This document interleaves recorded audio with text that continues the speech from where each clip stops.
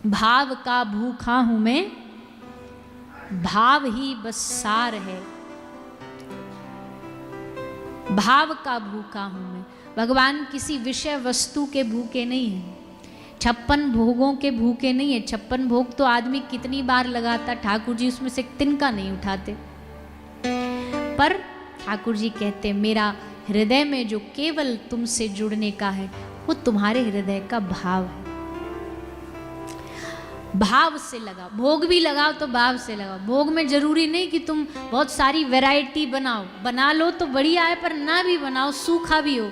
अच्छा, मानसिक रूप में खिला दो भगवान को। आपके घर में भले एक रूखी रोटी सब्जी बनी हो, पर मन से तो ठाकुर जी को बढ़िया बढ़िया माल खिलाओ। रोज रसगुल्ला खिलाओ, रोज रबड़ी खिलाओ। मन के भाव में कौन सा पैसा लगता है? वो अलग बात है कि हम मन से भी, अब कंजूस तो कंजूस ही रहेगा। वो कहते हैं ना, ठाकुर जी को किसी ने, भक्त ने ऐसी कथा, कोई कह रहे थे महाराज जी बोले भगवान को भोग लगाना चाहिए। बोले प्रभु हमारे घर में तो अनाज और ये सब नहीं है। संत बोले भाव से लगा, मन से लगा। तो मन से लगाता, ठाकुर जी को रोज मक्खन मिश्री का भोग लगाता।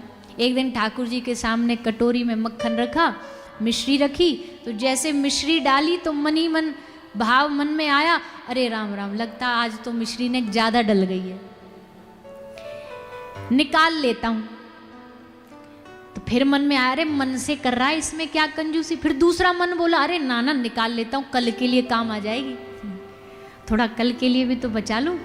तो उसने मन से सोच रहा था, मन से सोचते सोचते ऐसे हाथ आगे किया और मक्खन में से मिश्री निकालने के लिए हाथ बढ़ाया। जैसे हाथ बढ़ाया तो श्री ठाकुर जी ने हाथ अपना आगे बढ़ा के वही को हाथ पकड़ लियो। बोले खबरदार, मिश्री का तेरे बाप की है जो या को निकाल रहे हो, कहते लायो तू, मन से लगा रहा भोग, या में तो कम से कम कंजूसी ना कर। पर कंजूस तो भैया कंजूस ही रहेगा, जिसकी मति में ही कंजूसी है वो मानसिक रूप में भी बड़ा नहीं सोच सकता। अरे मानसिक रूप में तो ठाकुर जी को एकदम पूरा भोजन से भंडार भर दो, सोने के आभूषण, हीरे मोती का इतना बढ़िया बढ़िया श्रृंगार करो, क्या फर्क पड़ता। भले आप अपने घर के ठाकुर जी को 20 रुपया 50 रुपया का कपड़ा पहनाओ, पर मन से तो उनको एकदम सिंहासन पर पूरा राजाधिराज बना के रखो, उनको बढ़िया सिंहासन लगा करके आप उस पर विराजो। ये मानसिक भक्ति है, और मानसिक भक्ति ब्रज की भक्ति में सर्वश्रेष्ठ भक्ति मानी जाती है। मन से ठाकुर जी की भक्ति करो, ब्रज की भक्ति में श्रेष्ठ भक्ति मानसिक भक्ति। तो आप सब लोग भी अपने घर के आराध्य को, मूर्ति को, ठाकुर जी को खूब रोज रोज नए नए आभूषण, रोज रोज श्रृंगार, बढ़िया बढ़िया भोग मानसिक रूप से खूब किया करो। प्रकट रूप में कर दो तो फिर बढ़िया ही बढ़िया है, पर वो नहीं भी हो पा रहा है तो मानसिक रूप से तो ठाकुर जी को खूब सुख दिया करो। यहाँ भी हो, घर से दूर हो, ठाकुर जी हो सकता है जो घर में गोपाल जी या जो भी सेवा करते हो वो घर में ही होंगे, यहाँ बैठे बैठे उनको जो भी भोजन कर रहे हो पहले उनको भोग लगाओ।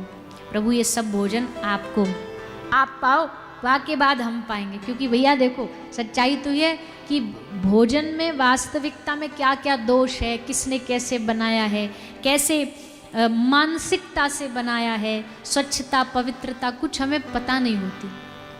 तो उसको पवित्र करने के लिए भगवान को समर्पित करना जरूरी है, भगवान को अर्पित करके भोग लगा के फिर उसको ग्रहण करना चाहिए। तो ऐसा भाव श्री विदुर और विदुरानी ने प्रकट किया और ठाकुर जी ने उन पर कृपा करी।